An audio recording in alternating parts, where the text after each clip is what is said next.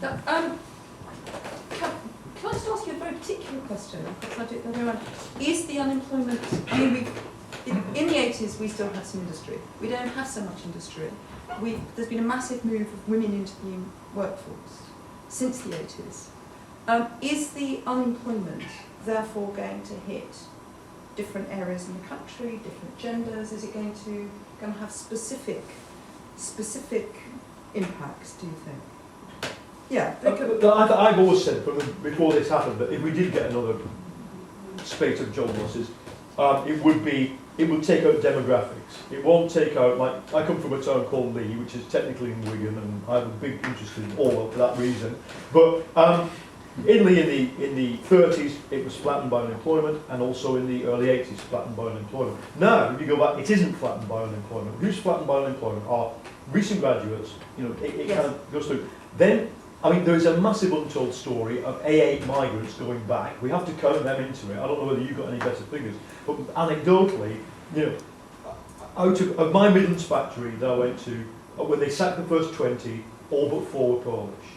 And so, you know, there's that, which is different, so that demographic. And then I think this older, part-time adult worker, the male or female, but as you know, a lot of them are female, there's a decision going on whether to squeeze them out of the workforce. Actually, I think when we get to the politics of it, one of the really interesting things will be when you get to systematic choices in favour of the young, the part-time and the A8 migrant against the so-called indigenous male white skilled worker. If that happens, then you know, 1 million votes for fascism might be might be minimal.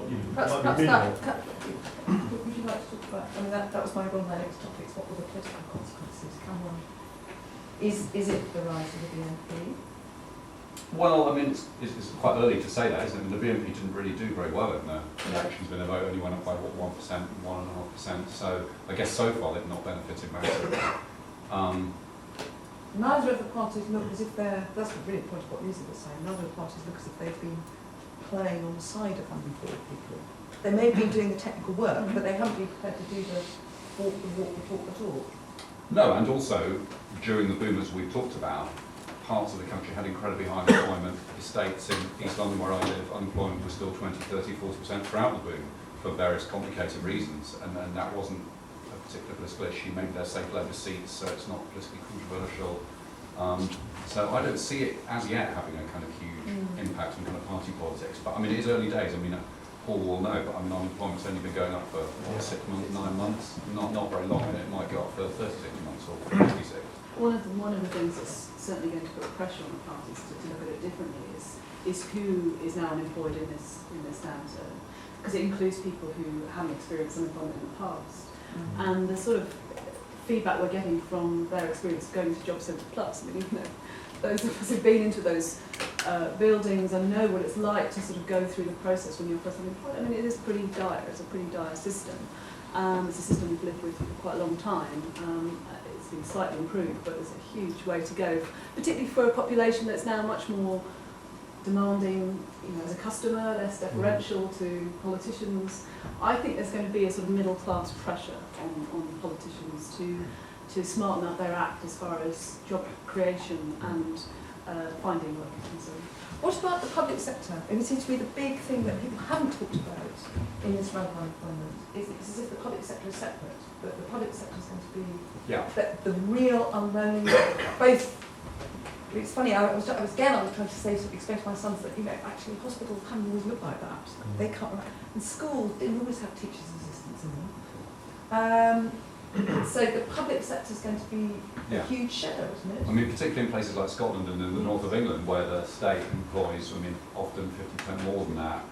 I mean, somewhere like Leeds, all those bars that have done very well for the last 15 years are not going to do very well, because a lot of the people in there were people that work for the NHS, and they're not going to have their jobs in 3 or 4 years. And I think that's a huge problem, particularly away from the southeast. Absolutely, a lot of the confidence of someone like Edinburgh came partly from banking, but also from huge, you know, very good thing, people being paid decent money to work in the public sector, but there are not going to be nearly as many of them, whoever the government is.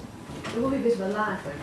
I mean, most of the losses have been in the private sector. We've seen more men lose jobs than women as a result, I think, because of the difference of balance of where men and women work. But as public spending cuts come, and they will do, and let's face it, you know, despite the political debate this week, which seemed to be in denial about the extent of the cuts. There will be significant cuts, and of course that will affect different people.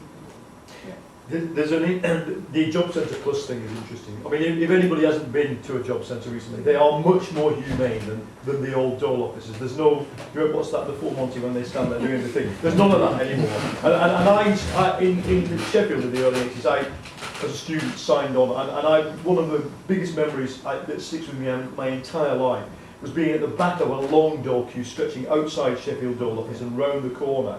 And all around me in that dole queue were, at the time, coincidentally, travellers, young travellers, who, you know, for whatever reason, when I explained that the next people who turned up was just a busload of steel workers, and they just thought, shit, we're in a queue, like a mile long, behind a bunch of gypsies and a bunch of students, and their faces will stick with me forever. Now, it's different now. It's much more humane, but it's the same issue you're looking at, is that the point where the so-called self-respecting worker goes and they're in the same line with some guy from East London who, for whatever reason, not to blame them, has never had a job for 10 years, it's going to really piss people off. And I think that the difference now is that politics is not used to this adversarialism. We're used to just going, oh, you don't like this, please have this, please have something else.